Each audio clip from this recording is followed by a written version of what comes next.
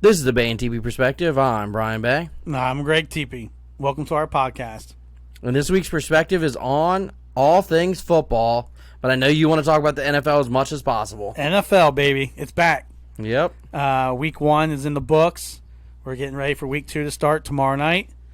We had our pick'em video for the first week, or first week recap, but second week picks today. Yeah, we couldn't record that or the podcast last week. That's why we missed an episode because of fantasy football drafts. We had a lot going on, and I had one specifically on Wednesday night, and that's when we record, and we could not find a makeup day before. Because we also had our draft Tuesday night. Yeah, our draft Tuesday night, so we couldn't do it before Wednesday, and then Thursday, Friday, work got in the way. Well, Thursday through Sunday, really, work got in the way, and then we were like, well, we just scratch it because we release on Monday, so we moved on. So we figured we can talk about kind of week 1's in the books. We can talk about that. Yeah. Maybe dab into fantasy a little bit, and then also kind of our predictions, if you will, or just what we think. Because I've seen a lot of panic or too much praise after just 1 week. Yeah. Which happens every year. Yeah.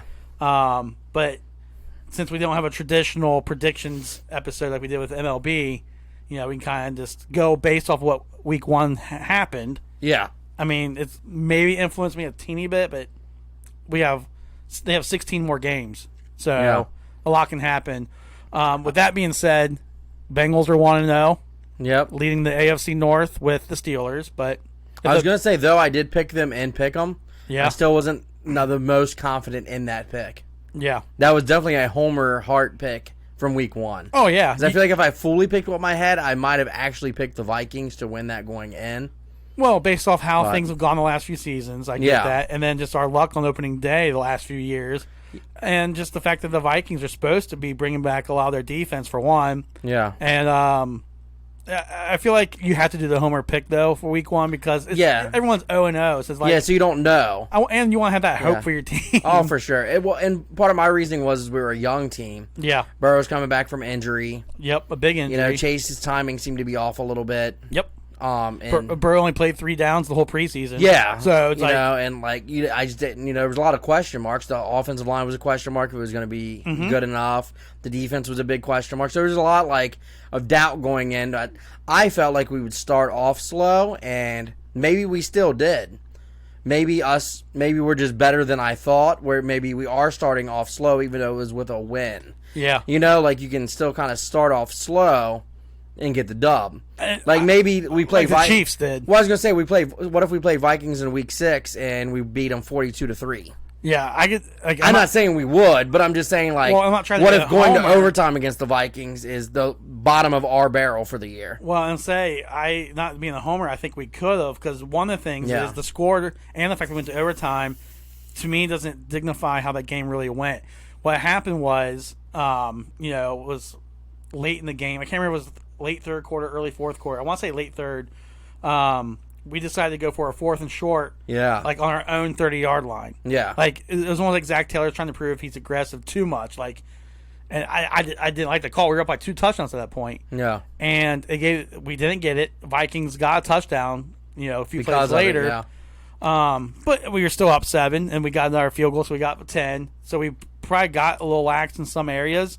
But I think that's the reason why it even went to overtime. I think that play right there, that early into or with that much time left in the game, is what really did it. Yeah. Even though you can blame other things as well, as far as we had a 10-point lead. It was a momentum shifter, though. Yeah, exactly. What I can say is I did not see the play live due to I was working, so I was trying to. I watched where I could, kind of a thing. On break, I would throw it on for a little bit. If I walked by the TV at the bar, I would look at. Whenever I could catch it, I'd catch some. But I will say, hearing that happened, I wasn't disappointed. I mean, I wouldn't say I would have made that call either, but I'd rather see someone be aggressive than not. Yes. And maybe that's because we had a Marvin that was so long, and I loved Marvin Lewis. I was a big advocate of his. But I'm saying, his conservativeness did annoy me, and I was like, I'd rather have rolled the dice there, even though it blew up in our face, but it didn't blow up in our face enough to cost the game. No, but it was early enough in the game still to roll the dice, though. It was. It could have screwed you. It could have, but it's a week 1 with a young team, so I do like it. It's just in that moment I was like, "Damn it, no!" Because as a Bengals fan, I get nervous. I'm like, "Here's where we're going to blow it." But I also think that's something Burrow brings to the table. I don't know, and I'm not saying Zach Taylor wouldn't have done that on his own. Yeah. But I bet you Burrow was like, let's go, coach. Let's go. Like, let's go. And he's like, Burrow's like a motivational guy. I love his attitude. So Zach Taylor's probably like, fuck it, let's go. Yeah, said, get on the damn field, let's go. Burrow said to go. Yep. I'm the coach. But I just hope that him missing that doesn't make him question being aggressive. Yeah, I don't want him to But I don't back. think he did, because I see it like later in the game when we had that little screen to Uzoma. Yeah. That little, for that, what was that, a third or a fourth down? I don't remember. That was 4th and short. The overtime another one, right? Another 4th and short. So it was, So did you hear about that play? I seen that play. Yeah, did you hear about that afterwards? The reporters, what they told people about it. That was Burrow's call. Oh yeah. Okay, Yeah. I was like, I was okay. like, where are you going with the reporters? I was trying to get to that, because that was actually my next topic. But you already got there, which is great. You read my mind. Boom. It goes with the aggressiveness. It was 4th and short, and I think we might still be on the cusp of field goal range, but you kind of want to get that more yardage, especially with the rookie kicker, which he's a beast. But the fact that we were aggressive there. Mm-hmm. And I thought they were going to run it up the middle too. Yeah, and he pulled out that pass. I'm like, holy shit, that was the right call. Then I read the next day or 2 days later that was Burrow's call. I'm like, and he hesitated long enough though, because he kind of stood there, and I was like, why? It made me. I was like, what's he doing standing there? And all of a sudden he's like, bloop. Yeah, I'm like, oh shit. And then even CJ said, he was like, I've never gotten that play. Like, it's never gone my way in practice. Where, they've done that. You know? That's great. I didn't know that part. Yeah, he's like, they've never done that really until I guess this week's practice they did something where they called him and kind of practiced that move. Yeah. Because the whole time they always just opted the other way. Like, it was always an option. Yeah. But the quarterback never called that until the week's practice before the game, and they did it once. Then he's like, I guess I'm glad it worked in practice, so they maybe wouldn't have done that in the game. That's true. He's like, but I never get that call, And he's like, I just so happened to catch it, and it went well. And that was great. That got me so. I mean, things actually went our way with that too, because before we even got the ball back, we had it. And now at this point, my memory's fuzzy, but I think we had a turnover, and then where we had to punt it. The Vikings got it, and they drove down, and it looked like at the minimum we were on. Or no, it looked like we were going to lose at that point. That's where I thought we were going to lose, because they were in field goal range, and then they fumble it, and we get it. And the call goes our way, because it was a very close fumble. Mm-hmm. But since they called it on the field's a fumble, we got that. Yeah, the one we recovered. Which we never get those calls. No. And that's what led then I was afraid that we're going to tie it. That's where I was starting to we're going to tie this damn game. Yeah. And then we start getting gutsy with our calls, and then that play you just described. I like this team. I know it's only 1 weekend. I'm not going to do what I just blamed ESPN for doing and getting too hyped. But I like we're lifelong fans. I like that they actually were aggressive. Yeah. I thought the defense looked very impressive. We had one bad drive that I can think of. Granted, the Vikings scored more than once. Yeah. One was bad field position. I can't fully blame the defense. There's one drive where it was 4 plays that they took advantage of Eli Apple. Yeah. All of them were on Eli Apple. So I'm like, yeah, I'm not super worried, but I can't think of the dude's name. He was inside the Vikings' head. They had so many false starts because they were trying to figure out how he was beating them like crazy. Oh yeah, our edge rusher. Yeah, he looked great. Yeah. Oh man, okay, keep this up. So I mean, overall, like I said, the score doesn't indicate how I feel the Bengals really did. No, it looked better. Yeah, we looked better if you watch the game than the score. Yes, we just had that. I mean, that fourth and short call, which I like the aggressiveness. It just since it didn't work out, we basically gave the Vikings a touchdown and the momentum. Yeah, but other than that, I mean, we held. Why am I drawing? Their running back, Dalvin Cook. Yeah. We held him. Like, usually the run game kills us. Yeah. We held them. Yeah. I mean... Because I heard an analyst say after, they're like, they don't know why they didn't go for more passes against us because of how aggressive we were being on towards stopping him. Yeah. You know, like, they're obviously the Bengals were being very aggressive in stopping the run. Why would they not have tried to expose it? You know, and I guess they kind of did, like you said, with Eli. Yeah. But, like, our other, you know... The rest of the secondary was solid, so... Well, we held Justin Jefferson to, I think, 3 receptions, maybe 4. Yeah. I don't know the yard total. He didn't kill us. Actually, the one that got us was Thielen. Yeah. Our other corner should be back next week, though, I think. Yeah, I think so. So, hopefully that'll solidify our secondary. And our defense definitely looking better than I thought. Yeah. So, I'm hoping next week's the week we put Dalton out to pasture.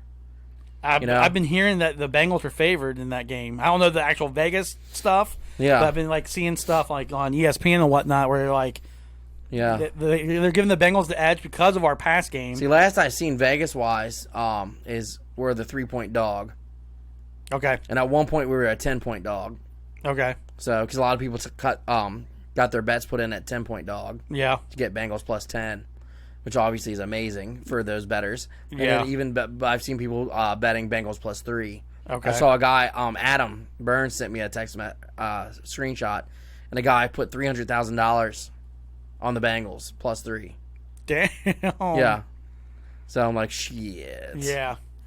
Like that's bold. That'll be big. I don't know what the odds were, but that'd be a big money. Yeah, well, and I honestly, not even being the homer, I think the Bengals are going to win this week. I think so too, and I think it could be the best thing for the Bears though. Help our buddy Andy out with getting rid of the other Andy. Bad Andy. Yeah, because Andy Byrne he's a Bears fan, obviously. Yeah. And I know he's been, where's Fields? Put Fields. You know, he's just like, get my rookie in there. Screw this guy. Yeah. You know, it's bound to happen. And he lives in Cincinnati, so he's seen enough of Dalton to know he doesn't want him on his. Yeah, he knows. Yeah, he knows it's inevitable. I mean, and Fields got a touchdown. Yeah, so. I did see Fields get in, and I for a minute I thought he was in, and then I realized he wasn't. No, it was just because I saw something like come across. I think it's the touchdown highlight you mentioned. Because I thought he was in too until I watched the whole highlights, and I was like, oh, Dalton came back. Same with like Trey Lance. I was about to say that too because I was about to text you. I'm like, Trey Lance isn't because don't you have him on like a backup on your fantasy? Yeah, he's my backup quarterback. But then I see like you just said, I see the highlights and Garoppolo played the whole game. I'm like, oh, they're kind of like the NFL's different these days with that too, where they'll insert like the backup, like the Monday night game when Mariota ran. Yeah, I forgot the Raiders had Mariota. Yeah, and then I'm like. Well, actually, in that moment, I thought Mariota was in, too. I was like, Mariota's not their starter. Like, I was like, right. Mariota's their starter? And I was like, because I wasn't really, I just turned the game on. Yeah, because it was early in the game. Yeah, I just turned the game on, was like getting used to it. And I was like, Mariota's their starter? I'm like, and I had that brain fart of who they're, and I was like, no, wait a minute. And then he came running out. I was like, oh, okay. Yeah. But speaking of that game, the Manning thing was amazing. Thank you for texting me that, by the way. I watched the rest of the game. Well, you can thank Adam because Adam texted me. Well, then thanks Adam. So thank you, Adam Burns, for me then. Because he actually said, he's like, you'll thank me. He's like, all he said was ESPN2, you'll thank me later. That's all you said to us. I'm like, what? Because I forgot. I remember hearing like months ago that the Manning brothers. Yeah, I did too, and I forgot about it. But you forget that stuff, right? Yeah. And when I went to that, it was great. And I was telling people about it at work. I'm like, they're kind of commentating because one guy's like, are they commentating? I'm like, no, not really. But they are talking about the game. Yeah, they're kind of they're not off subject. They're all subject. They're entertaining, but they also dig into the game more. Yeah, like you hear more technical terms like the cover zero. They're more. It's more the. There's no play-by-play guy. They're all color analysts. Bingo. They're all the color, but they'll throw in the. You know what's going on. You're not lost. He's like, oh, what was that? Peyton's almost the play-by-play guy, minus like saying, "Oh, that was a 6-yard route." He doesn't do the very basic details. Yeah, but he's like, what he did there was he called an audible, and the audible to this. He doesn't do in the moment like play action. Okay, right. He says what happened right after though. But it was entertaining, especially for a game I wasn't invested in. Just having something on to watch. Whereas I was watching it with the guys, like just listen to him and Eli talking. They'll bring in like Barkley or Ray Lewis and tell old like the story that did you see the part when Ray Lewis came on and they're talking about when Eli was a rookie and like Ray Lewis was like tricking him and stuff. Yeah, I didn't know that story. Then like they put up Eli's numbers and it's funny seeing Peyton make fun of him and then later on they make fun of Peyton for having a giant head and it was good. Is that every week? What? Is that every week? Yeah, sweet. But I fell asleep for most of the second half because I had to be up early at work the next day. But I heard that they had what's his name, the Seahawks quarterback Russell Wilson. I heard that was really good. Really good. And I'm gonna go try to watch that on YouTube later. Yeah, that was very good. But yeah, I didn't. I had to go to bed, so I was trying to fall asleep. Because I had to be at work at 5 a.m. the next day, so it was rough. The funny thing about this is this could cause the real announcers to lose their job. Yeah, because I'm tuning into that. That was way more entertaining for me. Oh yeah, like whoever did that was amazing. Now they had some audio issues, here and there. The fire alarm went off, and Eli. The fire alarm off. Was that Eli? Was Eli and Peyton at two different places? That I don't know because since I turned it on after it started, I wasn't sure. It felt like they were in the same place but different rooms. I know that's what I was wondering too, if they were in the same place, different rooms. But I only heard the fire alarm on Eli's, and they're making fun of it. And he's just sitting there like. See, when I heard the fire alarm, all three people were on the screen. Yeah. I don't know why I thought Eli. I think a comment was made where it made it seem like it was Eli. Well, Peyton said, Eli, is that you? Or was that you? But I think he was being a smart ass. Okay. He said, was that you? Did you pull that fire alarm? Okay, maybe that's what I was thinking. Yeah. Yeah, but so I don't know. But they could have been just Eli. I don't know. I don't know if they're in the same place. I don't know how the setup is. Obviously, the guest was at their home or wherever. Right. Which I think that's where the audio issues were kind of weird because, like, it's a Zoom calling in. So, like, you got those two are in front of professional cameras and a whole setup wherever they were. And then you got, Ray Lewis from home or Barkley from home. Like, he might be on his freaking iPhone zooming in, like. Yeah. But the funny thing is, I didn't mind that just because it was so entertaining. The only reason I bring that up is because I have something McAfee brought up on his show. Okay. Because he also praised it, but he was like, there was some weird audio stuff. Yeah. So. But again, I meant to thank you earlier when I came here. Thank you for letting us know because I forgot about it. Me too. I was Adam. He's like, just turn on ESPN 2. I'm like, yeah, and then you even said, like, just turn on 2 and didn't tell me why. I'm like, why? Let me see. I'm like, that's right. That's right. This is good. And then I'll be honest, when I first turned it on, I'm like, I'm so trained to listen to the play-by-play and the color guy. I'm like, maybe I'll switch back in a little bit. But then I'm like, no, you got into it. I'm like, wait, I like this. Yep, I'm enjoying this. And Barkley was hilarious because he's not even a football guy. So but I also, it's part Barkley being hilarious, but I like the angle of a non-football guy because he was asking questions like, so what does that mean, or was that And Peyton was trying to like put it in basketball terms for him to an extent. Yep. Like when I first turned on, that's what I was hearing was Peyton trying to put it in like basketball terms, so he got the correlation. So I'm like, hell, that's good. You might be teaching people the game, I feel like you're going to teach more people the game, and I like that. Well, that's kind of what I was talking about too, where they're more technical, but it's not in the way where it's like over your head. Yeah, like when they kept like I enjoy listening to, especially ex-players, both Super Bowl winners being Eli and Peyton. Then throw in Russell Wilson when he was on too. So a third Super Bowl winner, and they're talking about like the type of defenses they see and what they do as a quarterback when that happens. And like Peyton brought up a good point where like these days, he's like the media gives away our play. He's like we work so hard at practice to come up with these audibles and this and that, and you gotta watch the TV just for 5 seconds and see what our plays are. Yeah, like joking, obviously, but kind of. I mean, Ray admitted it helped. To say, that's he's right. Like it didn't hurt. Lewis, he's like it didn't hurt. He was like, obviously that wasn't the only reason, but like he's like, sure, it didn't hurt when like you hear the cadences and Yeah, you kind of study it that way. Yeah, he's like, you get that full audio, so. But no, it was definitely interesting. I enjoyed it for sure. I definitely enjoyed it. So that's supposed to be every week. Yeah, that's how I'm gonna watch it. Yep. That's a nice twist in the NFL this year.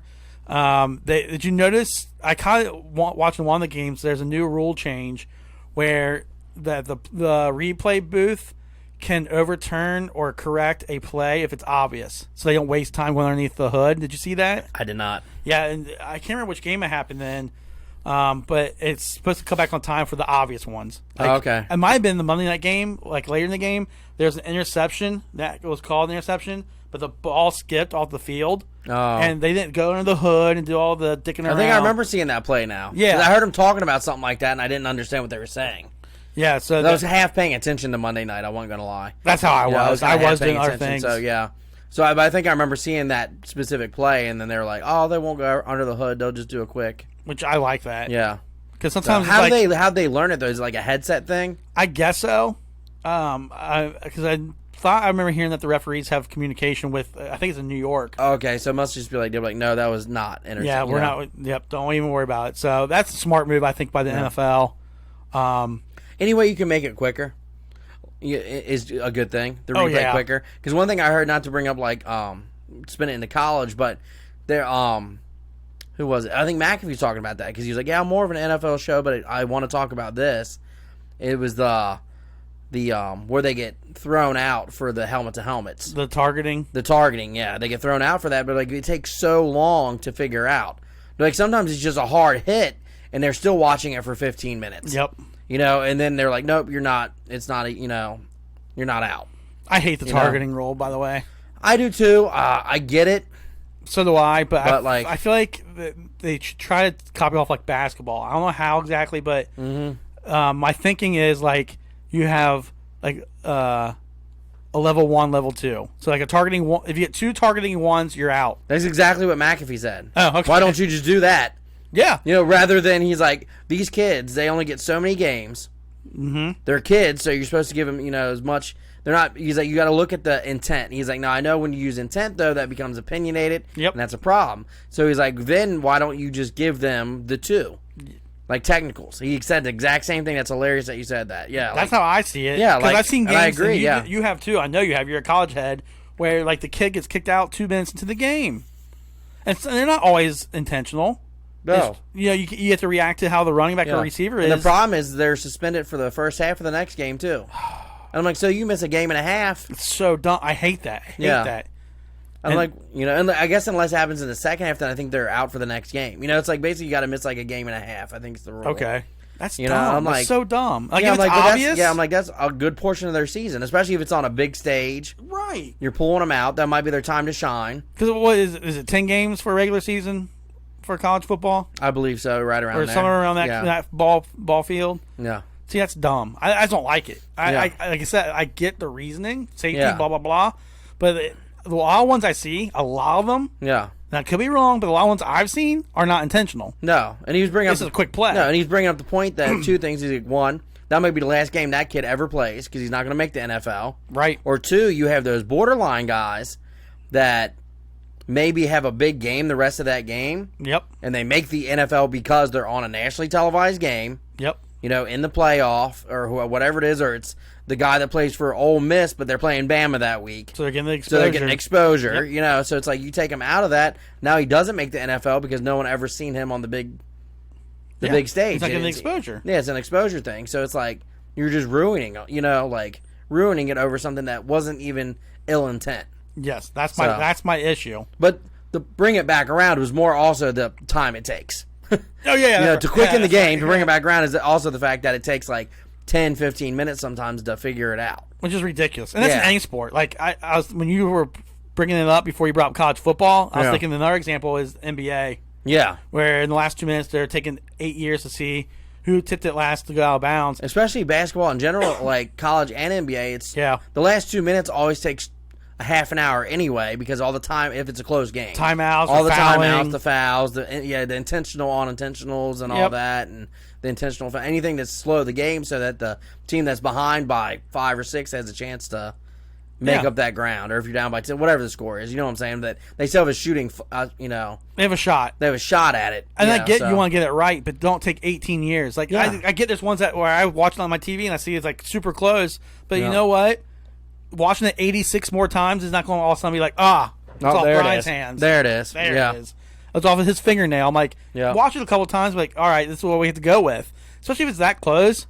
I mean, the opposing fan base is not going to be on your side, but no, people are going to understand why you made that call. Yeah. It's too close. Yep. And circle back to what you're saying, like with the football, the college football hasn't taken 100 years to do the targeting thing, where the NFL's new rule speeds it up. That's a good thing. Yeah, and I think the NBA, for example, needs to implement that. And even college, maybe we can implement it on like at least the targeting ones. Yes, because really they don't seem to be too bad on like their regular replay stuff. No, I noticed that. Like, but the targeting one seems to take forever. If they get a targeting call, you can go run to the store real quick, grab some stuff. Yeah, come back, and then, still find out who did if he did it or not. It's ridiculous. Yeah. Absolutely ridiculous. But on the other side, when I'm the fan of the other team, when it happens to Ohio State, I'm like, toss them, I want them gone. That's how it goes. Yeah. I see any flag, I'm like, I want them out. Yeah, that's how it goes, man. Eject it from the contest. If it's against your team, obviously you're like out. Like eject it. Like within the pro level with the Steelers, they'll do something that's the same as our guy, but I'm like, nope, out. I was just thinking about this in the moment though, to play devil's advocate, how we say, and like you and McAfee, but like they both said like. And I agree that you shouldn't toss them because, like, it cost him too much and it was an accident. But what if it was helmet to helmet and the quarterback is now pulled from the game for the whole day? Yeah. So now you're letting the dude that did hurt him, even though it wasn't intentional, still play, but that quarterback or running back or whoever got hit is out because of concussion syndrome. Yeah. Or the concussion protocol. My initial answer, just not thinking, is that's the sport. Yeah, but I get where you're coming at. I'm just saying, that's a sport, but also it's a sport until it's your team. Oh, exactly. Yeah. I mean, the same thing happened with Palmer back when he got hurt. Yeah. I was like, no, that's not fair. Something needs to happen here where we can start over or something. It's not fair. Yeah, it's kind of, so it's that, And it's easier saying it's the way the game is when it's not your team, right? Yeah, when it's not your team. So, but if it's your quarterback that gets just their head blown up. Cheating. Yeah. And you're like, no, why is he not tossed? So it's like, I get that it's a hard rule to do, but. It is. I mean, I get that. It is. Yeah. But I just don't like it. At the end of the day, we're old school, and I'd rather just deal with it, but I get. Facts. People are dying and getting diseases and all shit from I don't want it, all that shit, but I'm really old school. It's all, so, but that's it on that, sorry. No, you're fine. I mean, it's like, I thought it was an interesting rule because I caught it during that Monday night game.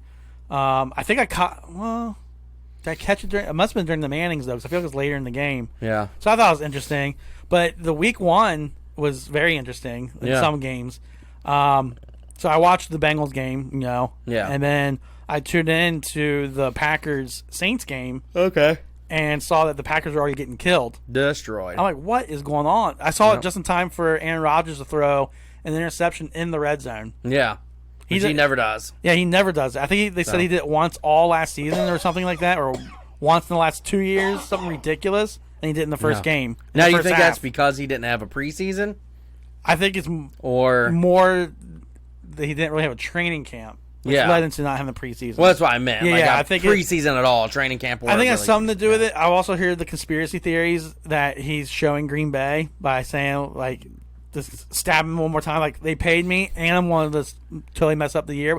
I don't believe it. He wouldn't because he's a competitor. Yeah, he's too competitive for that. But I've been just seeing those conspiracy theories. I'm like, you guys are crazy. I don't think he would do that because it's just going to make him look bad. And he's a competitor. Yeah. I mean, that's why that's what started the issues to begin with. He thought the Green Bay organization wasn't trying hard enough to put a competing team on the field. That was his issue. I think Bentley's checking out your new football rug. I'm surprised he's just now doing it, though. He's just trying to get some camera time. Yeah, like he's been there all day, so. But yeah, I don't believe those conspiracy theories at all, obviously. Yeah. But they're talking about him like crazy on TV, and on the flip side, they're already putting Jameis Winston in the MVP race. Yeah. After 1 week. Yeah. Now, the funny thing about Jameis is he threw under 200 yards, but 5 touchdowns. Yeah. That's ridiculous. I think it was like 158 yards or something he passed. I still want to see more from him to believe it. I mean, same. I'm glad for him he had a good week and same all that, but I want to see a little more from him to think that he's just going to take over Breeze's spot like it was nothing and move on. I'm not putting anyone in that category, regardless of what team. Like, I'm not saying Jamar Chase is going to be the next Randy Moss because of the game. Now, a Saints question, I guess. Yeah. Do you think, and I just kind of because of my fantasy implications on it. Fantasy alert. When Michael Thomas comes back, is he screwed? If they keep playing like this without him, the Saints. I don't think so. I think they're going. I think actually you're in the better spot. Okay. I think if Jameis keeps playing this way, and then you add a talent like Michael Thomas, especially if he comes back as 2019 Michael Thomas, dude, you could clean up. That's what I'm thinking. But I've heard a lot of trade rumors about him, and a lot of it's from his end too, from his camp. Yeah, saying he wanted out. Yeah, but does that get quiet also because he's now? I mean, he's not coming back to like week 6, I think it is, or 7. I think he's out 6 weeks, comes back week 7. Okay. I think. Well, I think week 7 is their bye, so maybe he comes back week 8, whatever. The week after, so he's got to be out for 6 games either way. Okay, so then, do you think? I think his camp maybe would quiet then, if you're winning, they're gonna get quiet. If they're 4-2, 5-1, obviously 6-0, but like. Now, okay, so now, what if you're 3-3? Yeah, that could get dicey there. Yeah. But let's ride the winning hand first.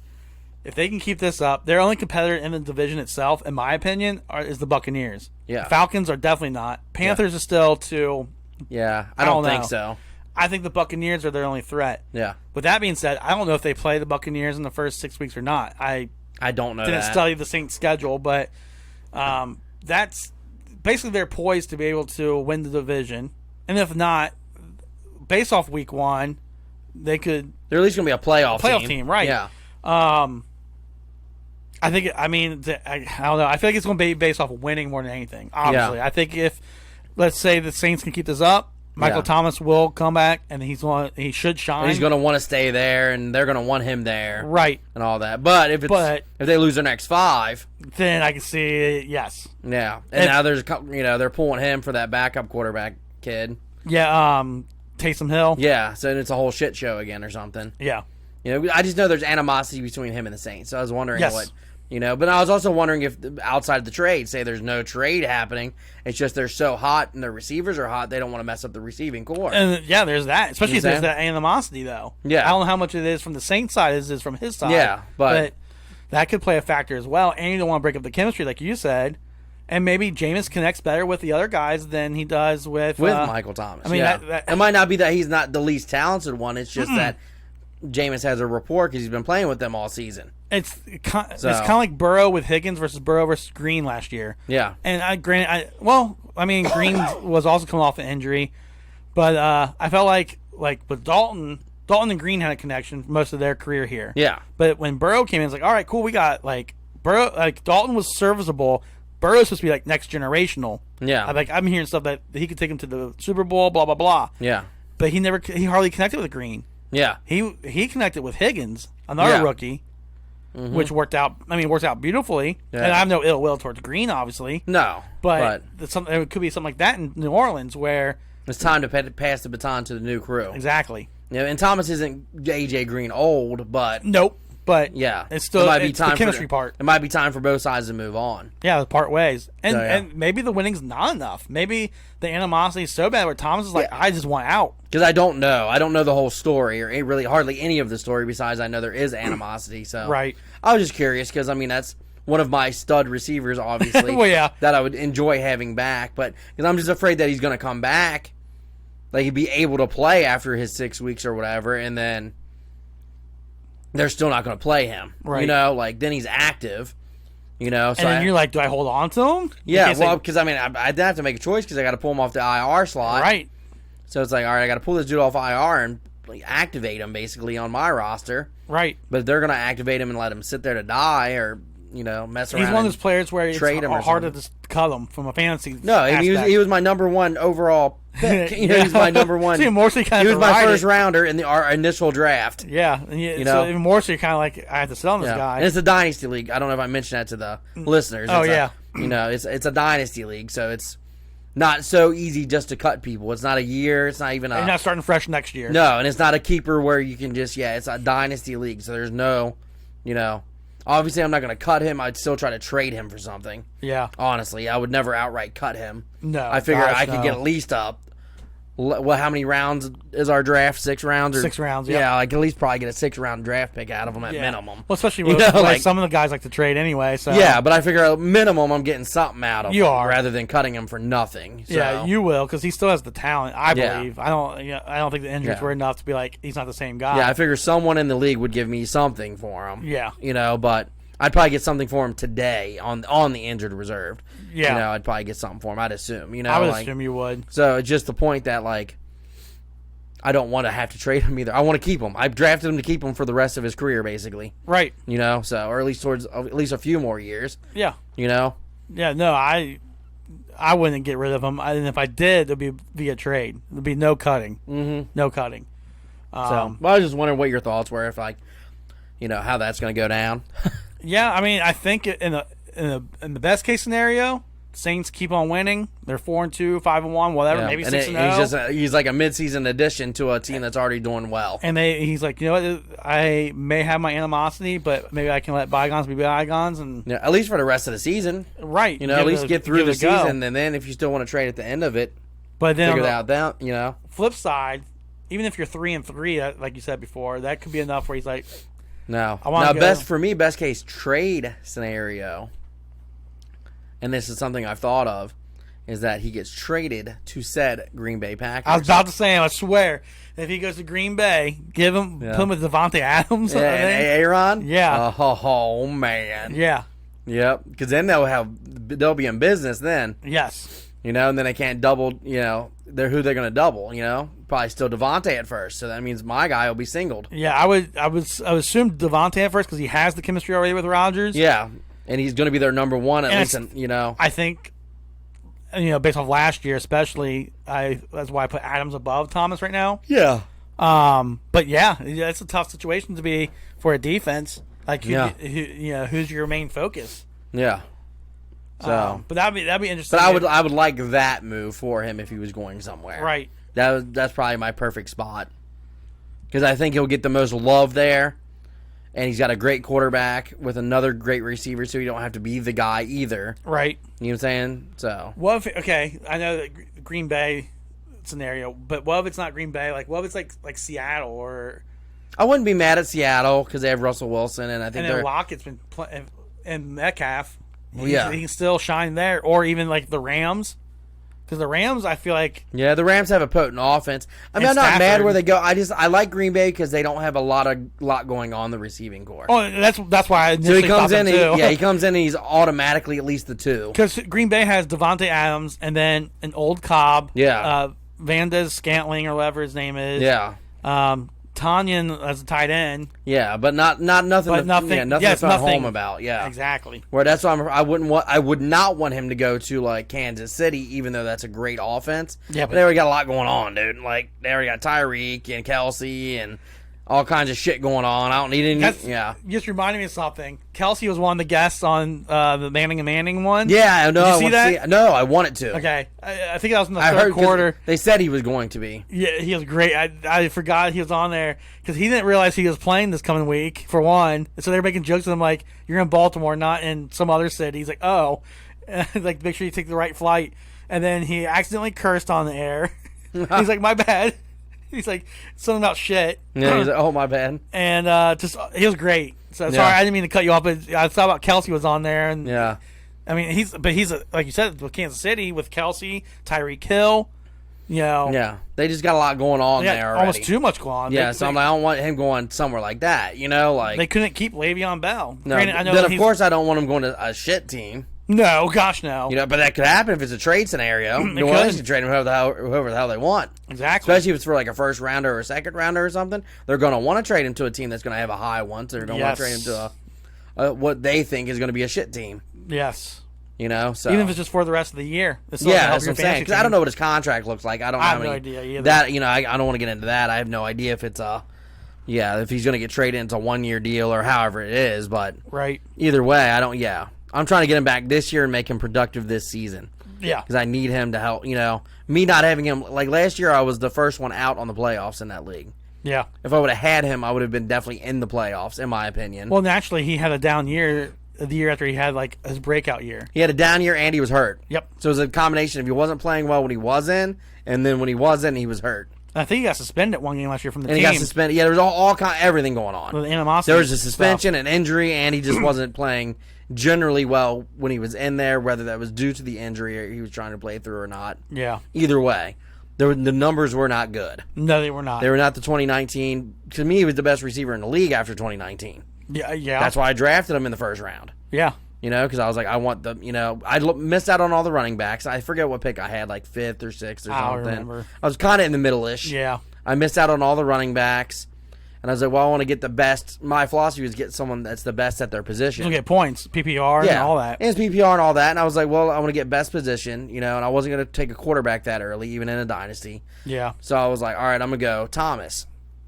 To me, he was the best receiver. Yeah. At the time. So I picked him. And it didn't really pan out. Yeah, obviously. He got hurt. Yeah. So, but I'm hoping he comes back. I don't want to head wasted that pick. No. I have a decent receiving core. Really, my running backs are what's trash in that league. Right. Because I still have, in that league, I have Higgs, I have Chark, and I have Ridley. Yeah. Who Ridley had a shit first game. Yeah, I have him in my FanDuel. Yep. So. But, so speaking of coming back from injuries, the Cowboys, your second team, if you will. Yeah. Dak Prescott looked nice. Yeah, he looked good. I think Dallas. So early, the preseason predictions or whatever was Washington winning the division. Yeah. But based off Dallas looked in one game, I know one game. Mm-hmm. It's hard to not make Dallas the favorite. Yeah. Especially now that Washington lost their quarterback. Yeah. Yeah, with Washington losing their quarterback, I think Like, to me, that really does it. Even if they had kept their quarterback, I can see what you're saying, but like, yeah, I went with Washington as my vote initially because their defense. I think their defense is supreme. Mainly their defense, but I also voted for them because of Fitzpatrick. Oh yeah, to me, he's a serviceable quarterback. You've got to have a quarterback. You can't just have the best defense in the league. Tell the 2000 Ravens. They still had they had a serviceable quarterback. I'm kidding. Yeah, they didn't. I'm throwing shade. Oh, I know, but I'm just saying they had a serviceable. Dilfer. Yeah, you have a serviceable quarterback, though. That's why, You need something. If Fitzpatrick got hurt before I picked him, I would have picked him, is what I'm saying. Exactly. No, all joking aside, I agree with you. I think Fitzpatrick is one of the best serviceable quarterbacks in the league. Yeah. Like, he puts up big numbers. Yeah. And he can manage and all that stuff. I'm not even saying he's going to win you a Super Bowl, but he'll win you a division. Yeah. He could win you the division. But if Dallas can stay healthy... Yeah. And get with CD and Amari and Zeke, and then get Zeke going because Zeke had a down game, but it's because it was against the number one rush defense of last year, and as someone pointed out to me earlier, he blocked well. Yeah, that was you. I know. That wasn't. But he did. I mean, you're right. I know he's not getting paid. It doesn't help fantasy. No, it does not help fantasy, and it doesn't look good, and it gives people a chance to rip them. But that's not what he's getting paid for. So before the haters come out, I get that. But But real football, he did the right thing. Yeah, he looks. He's in the best shape he's been for years now. Yeah. It's hard not to like the guy unless you're a divisional foe, I guess. Yeah, no, he's I think they're gonna be fine. I think he'll be fine. I think keep Dak healthy. That's the key too. Is keep Dak healthy. Yeah. I really grown to like Dak. I mean, it pains me to say all this because I didn't like the Cowboys. Yeah, you hate America's team. Shut up. Call me. Anyways, I like Dak. I think I like him also because he was drafted so late and he's just like outshining and stuff. Yeah. And I've liked Zeke since Ohio State. And it's like especially his rookie year and the second year, the way he was running over people. Oh yeah, just beast, dude. But I think the Cowboys they impressed me against the defending champ. Mm-hmm. I think they have the very solid shot winning the NFC East, which Jerry Jones thinks every year. Which Mr. Jones, you are right. So if you want to send me, $1 million, I won't be mad. Yeah. But I think the Cowboys are a team based off one game, they look good to me. How far do you think in the playoffs could they go? Are they NFC Championship? Are they one and done? Are they? See, the thing with the Cowboys, their ceiling is high enough to be an NFC Championship, but realistically, I can see them maybe losing after a wild card weekend.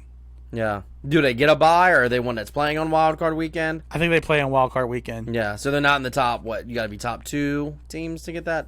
Top 1 now. Oh, it's only one. It's 7 that make it per conference now. So only one team from each conference gets a bye. So let's see. So yeah, I don't think they would. I've been riding on the Rams for the NFC, especially. I think the Packers were another one I was thinking, but I'm not panicking. But I didn't like the way they looked this past week. Mm-hmm. I think to contend with the Rams, the Cardinals impressed me. Yeah. I'm not sure if they're quite a number 1 seed. I'm not even sure if the Rams really are. I'm riding high on Stafford because the Rams were a good team, but they did it with Golf, right? So it's trash ass golf. And now you have Stafford, which I've always liked. Goat. And he's played for a shitty team forever, and I'm glad to see him get out. So I think he's a solid. No, I'm big on their offense because of that. So, and then their defense they had the top ranked defense overall last year. So it's like Ron Donald. Yeah, Ron. I think I'm still stick with the Rams as my number 1 in the NFC. Yeah, over Tampa Bay even. Yes. Brady's done, you say? I don't think that. I think Tampa Bay could very well make it to the Super Bowl. I think they're going to kind of do what they did last year, almost like the Lakers syndrome in the NBA. Yeah. Where you kind of coast for a little bit in the regular season where it costs you some games, so it costs your seeding. Especially the old school Lakers when they do that. So you think Brady can't keep them focused? He's losing his leadership ability, you're saying? No, I did not say that. Brian's putting words in my mouth.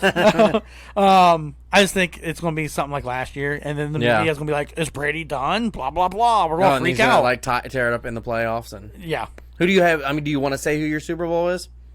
Like early Super Bowl? Obviously, I'm not going to hold you to this, but Who's your early Super Bowl potential? I think I'm gonna stick with the Rams and Chiefs. Was one before Week 1 started. So you think the Chiefs? I'm looking at your Matt to get a quick refresher of the conferences. Yeah. Just because it's easier for me to think that way. I mean, I wanted to say the Bills were a threat too. The Bills were my favorite, but then last week they looked rough. Yeah, but again, it's 1 week. Yeah. And since we're not holding us to these, I say the Bills will be a runner-up. I thought the Titans were going to do better than they did in Week 1. Yeah. I don't think anyone from our division. I want to say the Bengals, but realistically, yeah, I don't think anyone. And I think they keep saying the Brownies. I don't think they're going to do it. I think they're going to make the playoffs. Yeah, they might even win one. Yeah, but I don't think they'll. I think there's going to be one of those teams where they have like all this talent they put on there and they can't do it. Yeah. But yeah, that's what I'm thinking. I think for my early on, I'll stick with the Chiefs and Rams. Yeah, I can't really say. I don't know. I mean, you're probably right. That'd probably be what I would go with also. I mean, if the Packers can play their normal way, they could be a threat. If the Cowboys' ceiling is enough to be a threat, the Cardinals, if last week was an inkling of how the season's going to go, definitely a threat. The Buccaneers a threat. I'd like to say the Bears, but their coach is so garbage. Yeah. You know? The Bears could do it, though, too. That's the thing. Like, with Fields as a young quarterback. Yeah. And I really like David Montgomery, a running back, local kid. He's a beast, dude. Yep. Freaking beast. Yes, I like David Montgomery a lot. So. And then their defense, obviously. Yeah. Who did they play last week? Rams. Oh, yeah. So that's why I was like, it's a hard test. Yeah. Obviously I'm going with the Rams from the NFC. I think it just depends how long they stick with Dalton. Yeah. Well, hopefully they shit the bed again this week because they play us. Yes. So. Yep. And Dalton's over. He's gone, and Fields comes running through. Not next week. I want to. Oh yeah, not next week. Week 3. And the big thing I keep hearing, I guess the Bears secondary has been struggling, and I believe they have some injuries with key defensive players. So I keep hearing that they're worried about the Bengals lighting them up. Yep, their pass game lighting them up. I think Burrow's like getting mass credit again type thing too, just based off of one game. That's Our good. receiving core is because they said that. Chase can catch. Yeah. Though next week he needs to just exclusively throw touchdowns to Higgins. Actually, going forward for the season, that'd be fine. You won't be mad at that? Just for my fantasy. Oh, I know why. Purposes.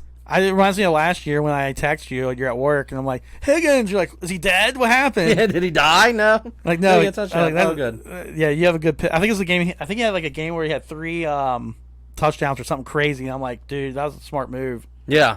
Sorry, I'm watching the replay of the Bills Steelers while we're doing this. Oh, yeah. On NFL Network. Catching the play there. The Bills should have won that game, FYI. Yeah. That's why I'm not panicking on the Bills. They still can definitely be a favorite. It'd be cool to see the Bills as a different team, by the way. That would take us back to our childhood when we first got into football. Yeah. With Jim Kelly and the Bills. Now, how long you think Roethlisberger's left until old Dwayne Haskins comes running through the tunnel? It could be. I'd say I'll make my bold prediction here. Bold time. I will say Week 9, Haskins comes in because Roethlisberger is not playing to his old style, and he gets banged up. Done. And here comes Haskins. Week 9. And does he take over the world? No. Good. Yep. I like Haskins, though. I know. And I remember when you found out he was going to Pittsburgh. Oh, I was like, come on, dude. Now he's going to be good. Watch. Yep. But he's going to be tearing us up for the next 15 years because he's freaking Steeler. But I don't think that. I don't even think your bad luck's going to come and play here. I don't think this is a place for him. No. And I think I think Pittsburgh's going to look to move on to the next quarterback. Yeah, they're going to draft someone. Yep. That's what I think. Now, I don't understand why Pittsburgh's so overrated already. I don't know if you've seen any of the power rankings, but just because they beat... Yeah. I mean, they beat the Bills in Buffalo, but they, from what I saw, they blocked a punt that pretty much won the game for them. Yeah. They scored a touchdown on that. I don't know if that was the legit game winning. Yeah. Because I didn't see all the highlights for this game, but I do know that was part of it. And from what someone was telling me, they caught some of the game where a lot of the passes that Roethlisberger had were like dead ducks. Yeah. Bad Andy throws. Did you see any of the highlights from before the game when the National Guard was breaking up fights. No. Yeah. They had the legit National Guard they had called in before this shit went down because they already knew. Yeah. And the National Guard's breaking up fights between Steelers fans and Buffalo fans. Damn. No, I missed that. Oh, yeah. There was a big old fight. Women were getting thrown because they were swinging and everything. That was my gosh. A drunken hillbilly brawl amongst the hillbillies of them all, Pittsburgh and Buffalo. Hillbilly brawls are wild, man. Oh, they were going nuts, dude. They had the legit National Guard and they're breaking things up. I mean, you got the Bills Mafia, so you have to, right? Oh, that's man. wild. No, I didn't realize that. Yep. That's kind of the crappy thing. Like, I love the NFL, but like compared to other sporting events, and I know I'm getting old too. This is all the fighting, man. Yeah, ridiculous. Yep. I think I've seen a fight at every single Bengals game I've been to. Oh yeah. A lot of them between Bengals fans. Yeah. Against each other. I'm like, okay. Yep. And I've seen them at random games. I remember years ago, I took my dad to the Saints game because I got tickets from work or something random. Mm-hmm. And I took him to the game, and we were leaving. I think the Saints smoked us, by the way. FYI. Oh, damn.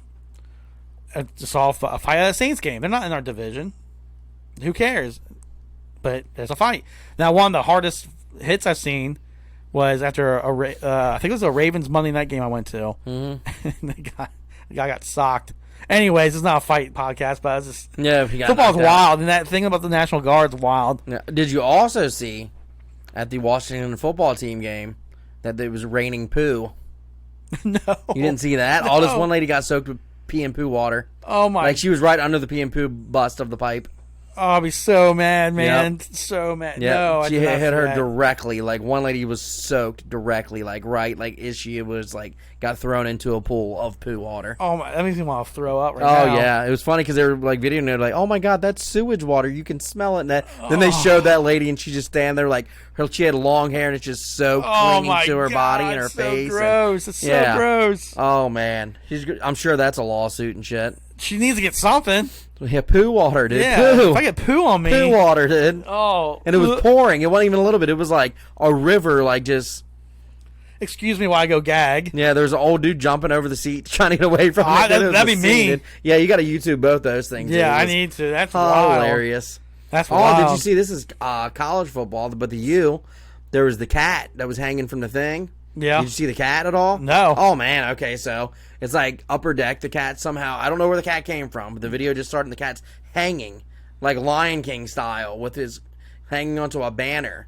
And there's a guy kind of trying to reach over to grab it, but he doesn't want to fall, obviously. Oh, yeah. So it's like hard, and all of a sudden, the cat just lost it, and he's falling. And this dude just caught him, like, literally just caught him, like, boom. And then he Lion King his ass. Yeah, and it was like, again, the whole crowd went wild. Like, everybody in the section's watching the cat. Right. So he catches him, saves his life, holds him up, and they're like going nuts. Started playing the Lion King song. That'd be great. I'm like, that's badass, dude. Why is there always a cat that shows up at sporting events like that? He's like, hello. Yeah, out of nowhere. I live here. And he was in the upper deck. Like, he was way up there. Like, where did you come from? He made a wrong turn somewhere. Yeah, and just started going up the stairs. It was like, oh, shit, what am I doing? Where am I? Yeah. And I don't know how, like I said, I don't know how he got hanging there because, like, people that's when they start recording on their phones, you know? Right. They notice a cat that hanging. dude was, like, looking up, and he was, like, just caught him. I was like, Jesus. That's wild. That's wild. Yep. Pretty cool shit. Yeah. But I mean, the other thing that surprised me, I mean, it's hard to change subjects from your crazy highlights there, but yeah, so I just thought of this. No. It's nothing to apologize for. I'm trying to figure out how to segue here, but I just thought of another team that surprised me was the Dolphins. Miami Dolphins, yeah, because they have the worst quarterback in the league. What's his name? Tua Tagovailoa. Yep. So like Tua trash can Tagovailoa. They beat New England. Miami's leading the division. Wild. I don't think it's going to last. I think Buffalo's winning that division. Yeah, but I'm just glad to see that someone besides New England's winning, though. Oh, it's nice. I like seeing this. Something new, refreshing. Yeah. I mean, it's kind of like what I was saying before. If Buffalo did make the Super Bowl, it'd be nice. They haven't made it since 94 season. You ever think, this is a quick odd question because we're getting towards the end. We're at 54 minutes, by the way. Okay. But you ever think they'll realign divisions again, or do you think it's just too many rivalries have established themselves now? Yeah, I don't think they will because of what you just said. Yeah. The only way that maybe could happen is if they expand. Yeah, and I don't know if they'd expand anymore. Me neither. At I mean, least they for a kind of have while. it perfect, like not to be like that. Like No, I just the 4 divisions of 4 teams. I like that. The divisions are just kind of wanky. They are. You know? I mean, you got the Dallas Cowboys in the NFC East. Yeah, They're out west. They're west of us. Or the one that the example I always like to use is within the same conference, the Cincinnati Bengals are in the AFC North, but north of us, up 71, Indianapolis Colts are in the AFC South. yeah. The South's probably the AFC South's one of the most jacked up ones. Oh yeah, they're just trying to fill in the division. Yeah, because the more stable ones are like the NFC North, Chicago, Minnesota, Detroit, Green Bay. They're all right makes there. sense. Yeah. The AFC East at least makes sense, even though three-fourths of them are in the Northeast: New York, New England, Buffalo. But at least Miami's still on the East there. But you could very well put Miami in the South if you realigned them, because obviously they're in the South.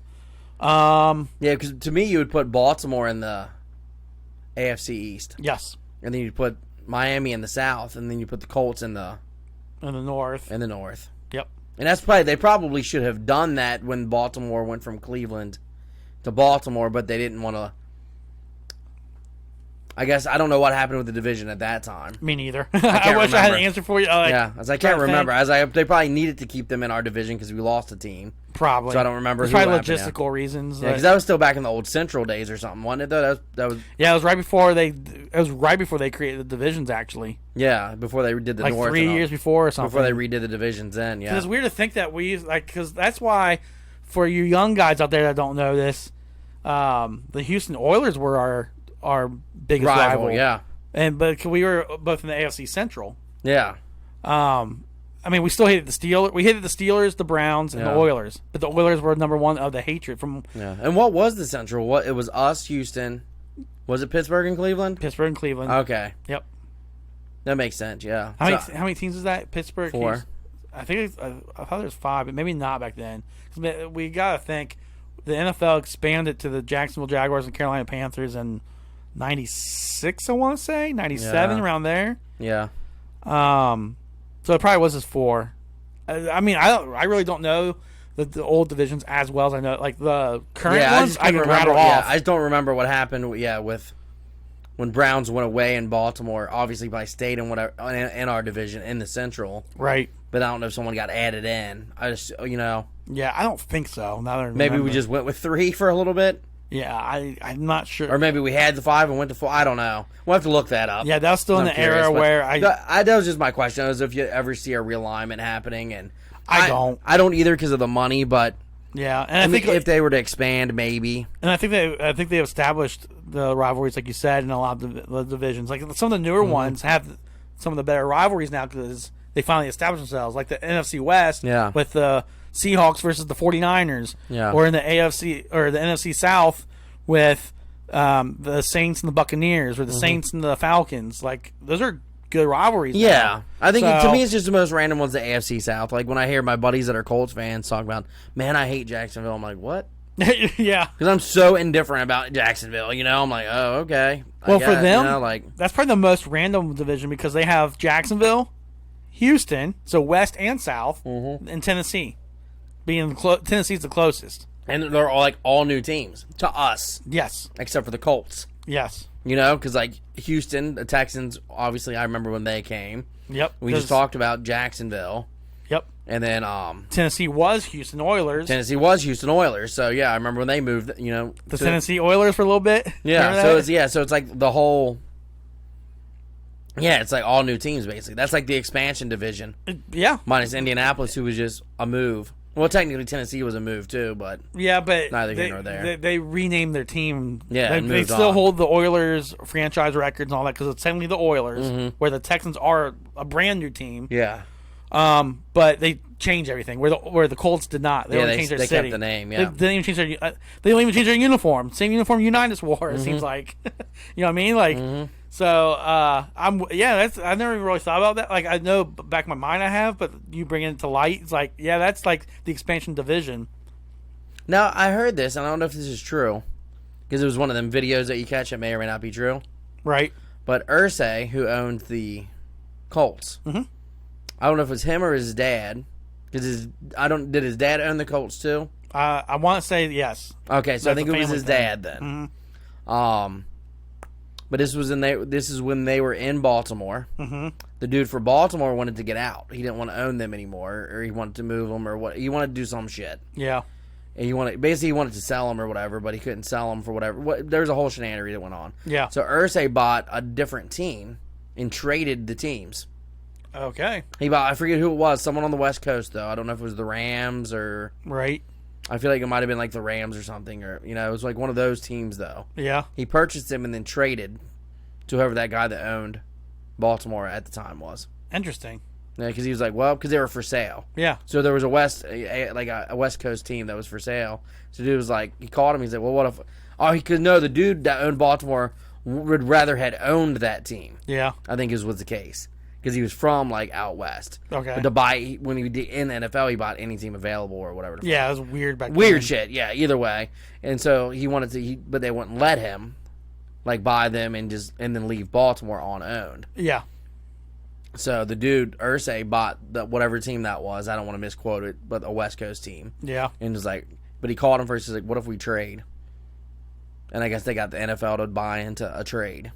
That's interesting. Like, I guess there's owners for both teams, and you guys will be happy. Fuck it. Everyone's happy. Yeah. They just didn't want to go with an ownerless team because of, Until Irsay moves the team in the middle of the night to Indianapolis. Yeah. And it was funny because they threw that out there. I forget what I was watching, so that's why I don't know if it's true because I don't remember if it was like a legitimate thing or TikTok or some shit. Yeah. And they said, but then they were like, but then Irsay, the Baltimore ended up being a bad trade because Baltimore was shitty. Yeah. And so on and so forth. Yeah, I never heard that first part, so I can't speak on it. So I don't know. It's something to look up, though. Yeah, it's interesting, though. It's also interesting, real quick, that you mentioned, like, how back then, how easy, not I won't say easy, but it was easier to buy teams back then. Where now, like, you have to be a part of like a conglomerate because like some of the staple franchises, it's family owned since like the inception. Like the Bears, the Hollis family. Yeah, the Bengals. The Bengals, the Chiefs. Mm-hmm. There's teams that, but there's other teams that like. It's weird to me to think that someone else owned the Cowboys. Jerry Jones bought them in 88, 89, something like that.